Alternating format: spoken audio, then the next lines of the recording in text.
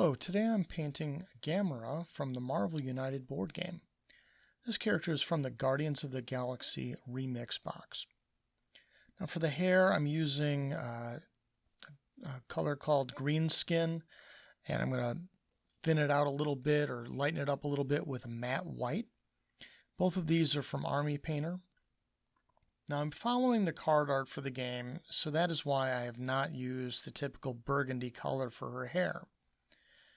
I've also chosen not to add highlights to the hair, but further lightening of that green is a great way to add a little extra to the model once the base coat is on.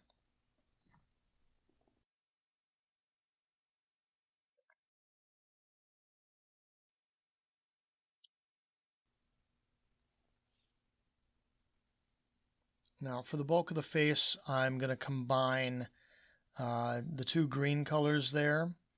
So one is called Skarsnik Green, and that's from Citadel, and I'm using the Army Painter's Jungle Green. I mix them together until I get a shade that looks close to what the card art looks like. I roughly even ratios, but I actually probably went a little bit heavier on the Skarsnik. The yellow, it's just a lemon yellow by Vallejo. I add to that mixture afterwards, and then I do the under bits of her eyes. There's a little area underneath the eyes where her eyes are a little bit yellower. Her face is, anyway. Okay, so for the bodysuit, I mixed these two colors, the crystal blue along with Necromancer Cloak. The color turns into more of a dark blue gray. And, I hit the pants area, and there's some areas, a large area on the chest where it looks like the suit is. Again, follow the card for the most part. There's also a lot of these joints. So these joints, I'm a little messy getting into them, and I'm using a smaller brush. I'm using a 3-0 rigger brush for a lot of this detail work here. But the white over it and all those little recessed areas, it's higher up. It's a lot easier to go over afterwards. You may have to make a couple passes, but it's really not too bad. And any matte white is going to work on those. Now there is a lot of the bodysuit that needs to be done. So it was one of the more time-consuming parts of the model. But again, once it was done, it wasn't too bad.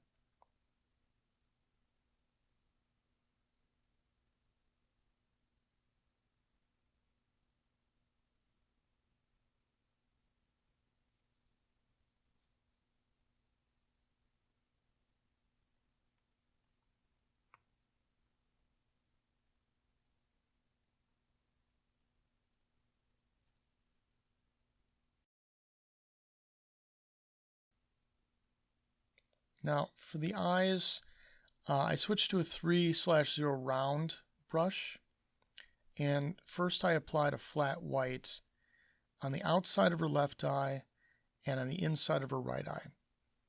I'm going to try to make an effect where she's more looking to her right. So once I got the white down, I used the lemon yellow, the same lemon yellow that I used in the mixture for the under eye, where I combined that with her normal skin tone. And I just put that just to the left of each of the whites that I had just made. Again, using that same smaller round brush. So once that's done, that's kind of the eyeball, I add a little bit of black, and that I use the Necromancer Cloak to add just a little line down in the middle of where I envisioned her eye to be.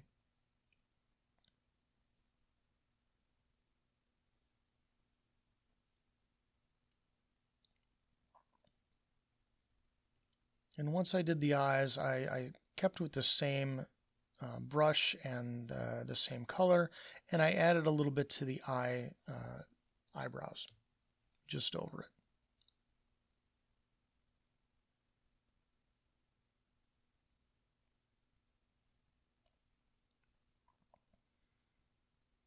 Now I just do a light layer of this Necromancer Cloak up there.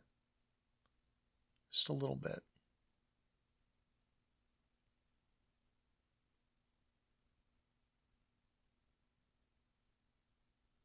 And if you add too much or you think it's too thick, you can certainly just clean it up a little bit with the face green mixture. Or whatever green you decide to go with.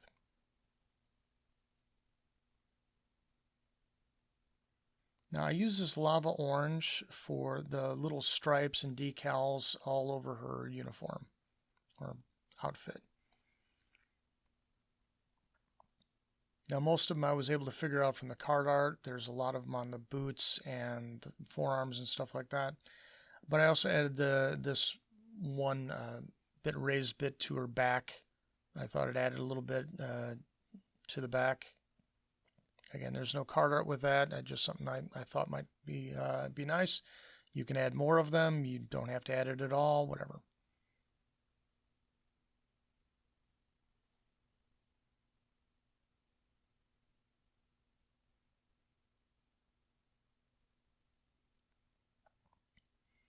Again, these are all raised, so it's really pretty easy to get it onto the raised parts without hitting the stuff below.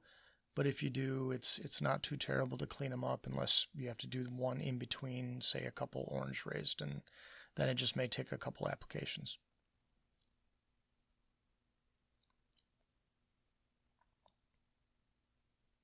And it may take a couple layers too, depending upon how thick you're putting the paint on.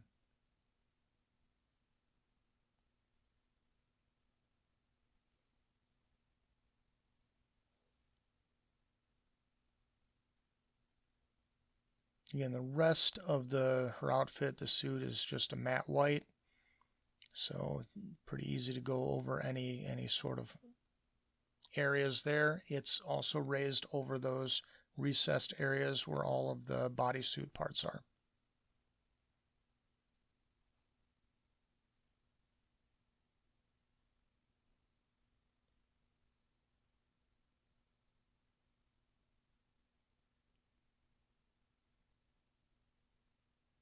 All right, so for the swords, I initially cover both swords in the gunmetal. And after I let it dry, so I go off and do other things, I let it dry and then I'll come back and I'm going to highlight the large sword with plate mail metal. And then I mix plate mail metal along with purple in order to make a mixture that I'm going to like for the small sword. It gives it a metallic look to it. Again, there's under metallic with it. It's mixed with the shinier metal, and then you're good. All right, so for the base, I started off using uniform gray, and I did the ring around it as well as I put a light coat on all of the flat parts. And the only things I didn't hit were the bricks, this raised trough area on her left side, and there's a grate on the other side. So the bricks were the same color as the raised area, and what I did with that is I mixed a Citadel paint called Doombull brown along with just a Vallejo red, just a flat red. Basically, I just reddened up an already reddish brown. The grates, I used Warplock bronze. That's a Citadel paint. And that usually gives a nice contrasting metal look to it, a darker metal look. You can highlight with that with other stuff as well if you want. All right, so I dry brushed the rest of it. So I took a dry brush over everything gray on the flat surface. So I started off with Citadel's dry paint Thunderhawk Blue, and you see I'm using a dry brush paintbrush to do it. Tried to cover most of the spots. If I didn't hit everything, it's not too bad. Some of the gray can shine through. Some of the gray was going to be in the grout areas. And then a little lighter color I'm adding now. Also by Citadel, called Chronus Blue. Again, both of those are actually dry paints, but you can use you know, a layer paints or a base paint or, you know, a tube paint or whatever you want, a bottle paint. Just okay. I'm adding the highlights to the sword here. I'm doing the two-prong tip of the large one, and I'll add a little bit of the shinier plate mail metal along the edge as well, the under edge and the above edge.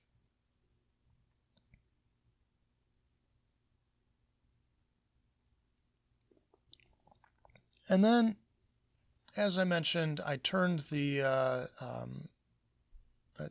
put the purple mixture of the metallic purplish on the small sword. So make sure you get behind it as well. It does stick up a little bit. And you can add other highlights to the miniature once you get it done. Again, the hair is an easy thing, maybe the face.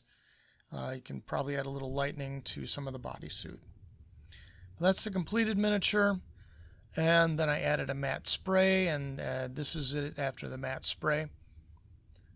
So that adds a little bit more shininess and protectivity to it. Well, anyway, thank you for watching, and I hope I have been able to give you some ideas as to how to paint your Gamora miniature.